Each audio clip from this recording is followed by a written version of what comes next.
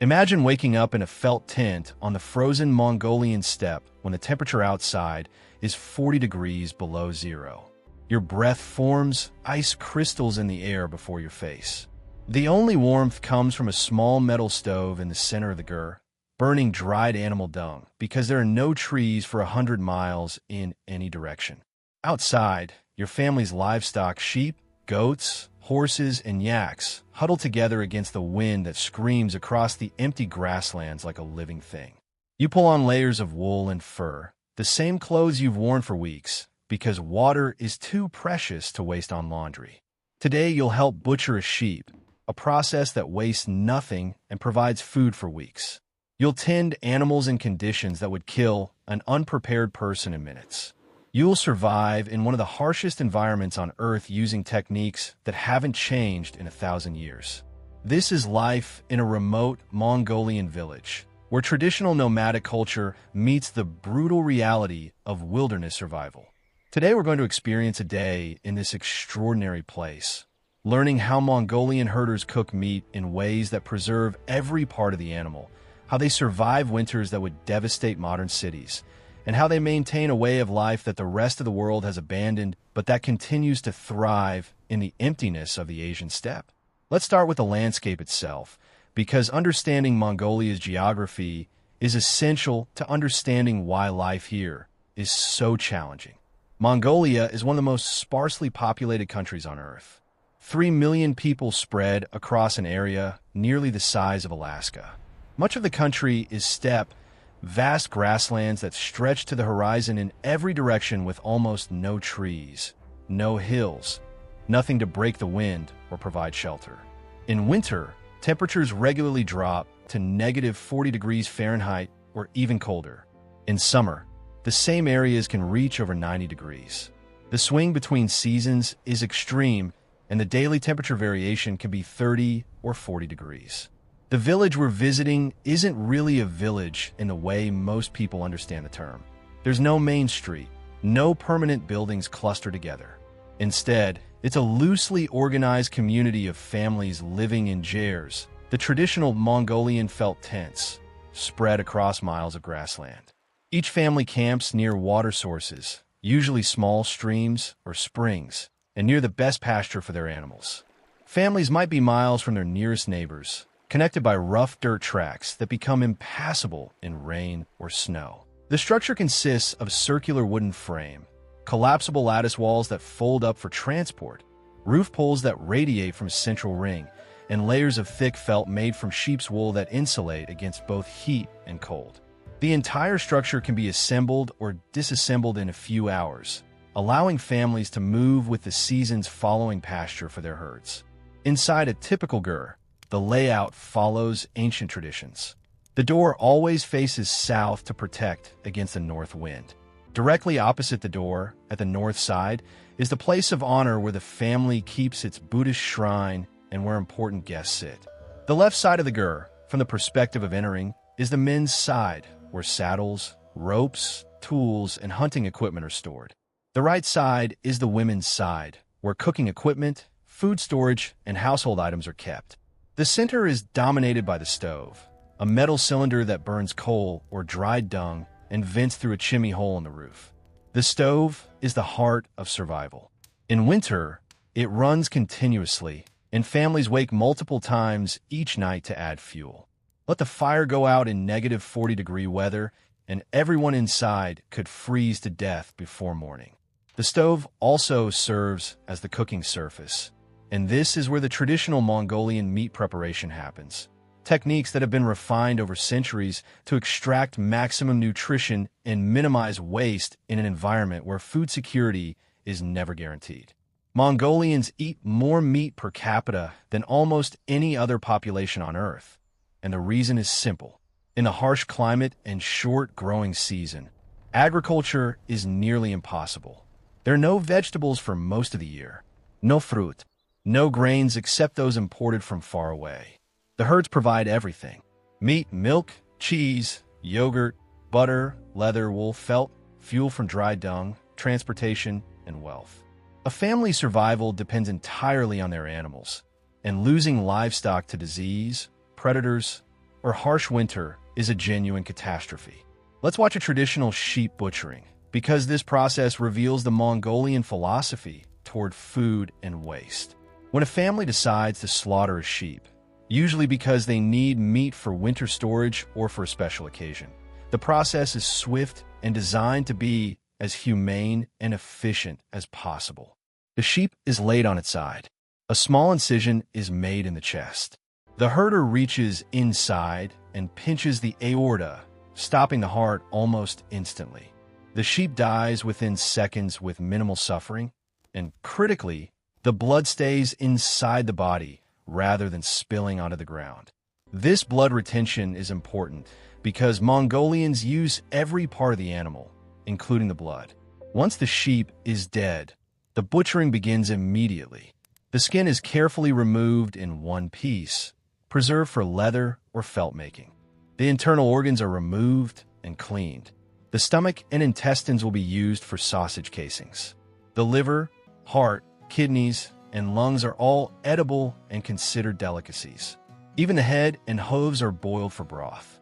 The meat is divided into large pieces, often butchered with the bones attached, because Mongolians have discovered that meat cooked on the bone retains more flavor and nutrients.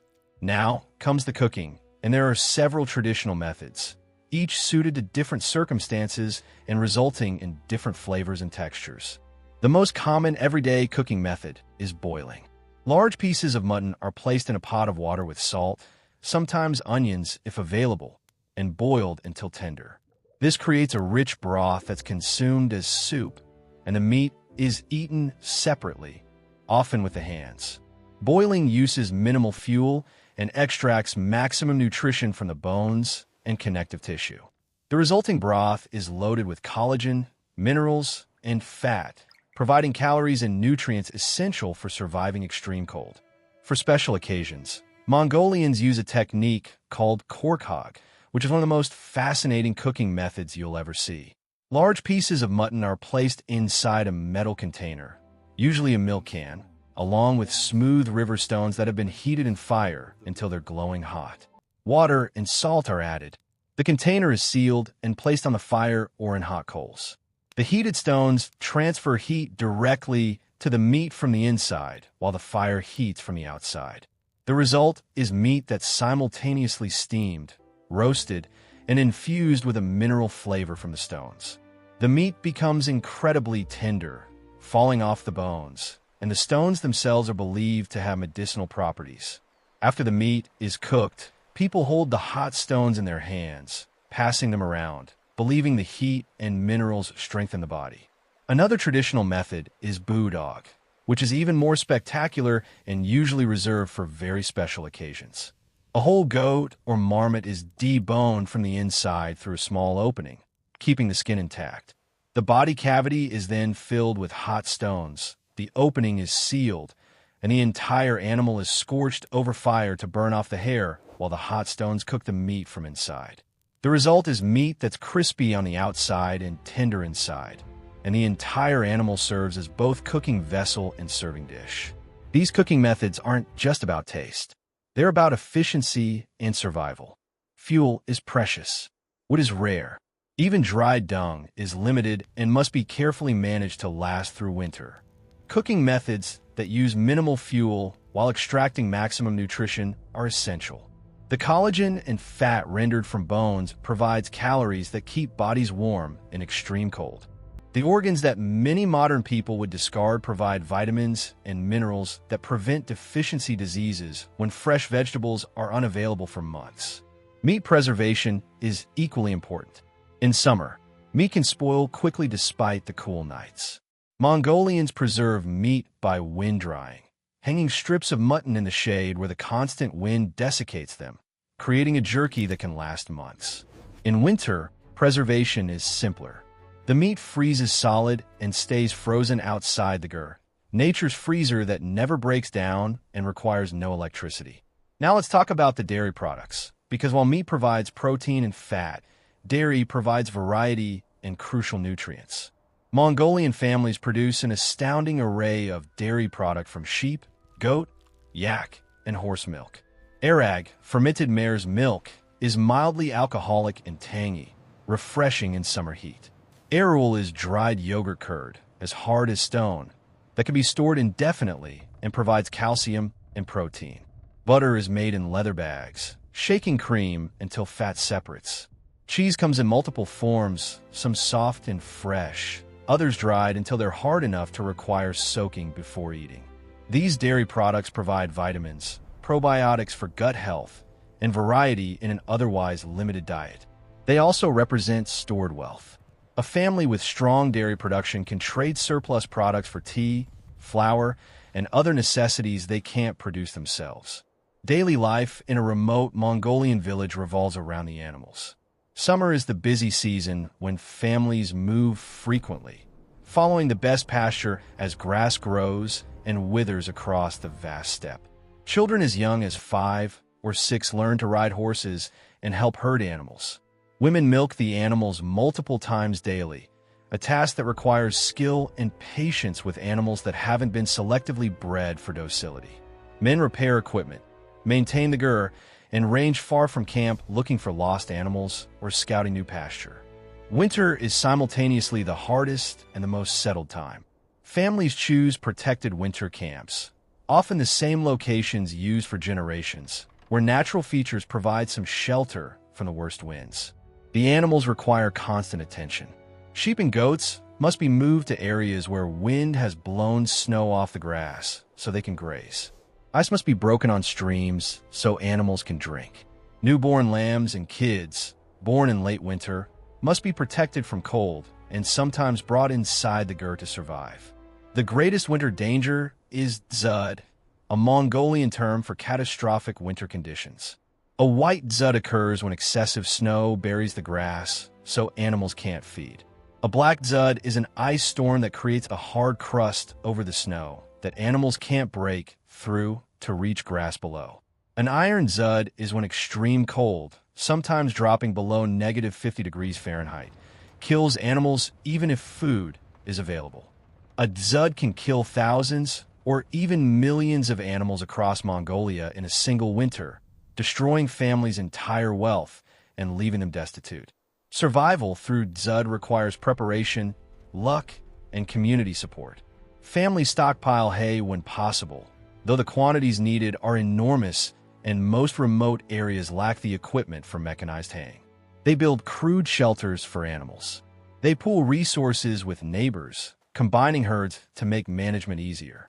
And when disaster strikes, wealthier families help poorer ones, providing animals to rebuild herds, knowing that next time they might be the ones needing help. The isolation is profound. Many remote families are days of travel from the nearest town. There are no roads, just tracks across the grassland. No shops, no hospitals, no schools unless families send children away to live with relatives in towns, a heartbreaking separation that's necessary for education. Medical care is traditional. Broken bones are set using splints and thyme. Illnesses are treated with herbs, fermented milk products believed to have healing properties, and prayers. Serious injuries or illnesses often mean death because help is too far away. Communication with the outside world is limited. Some families have solar panels that charge batteries for radios or even cell phones, though cell coverage is sporadic at best in remote areas. Others rely on occasional visitors, traveling merchants, or their own rare trips to distant towns for news of the wider world. This isolation creates a life focused entirely on the immediate. The weather today, the condition of the animals, the adequacy of fuel and food supplies, the health of family members, concerns that urban people take for granted, politics, entertainment, consumer goods, are almost irrelevant when survival is the daily challenge. Yet there's also profound beauty in this life. The steppe under a full moon is luminous, endless silver grassland stretching to infinity. The stars, unobscured by any light pollution, fill the sky so densely you can navigate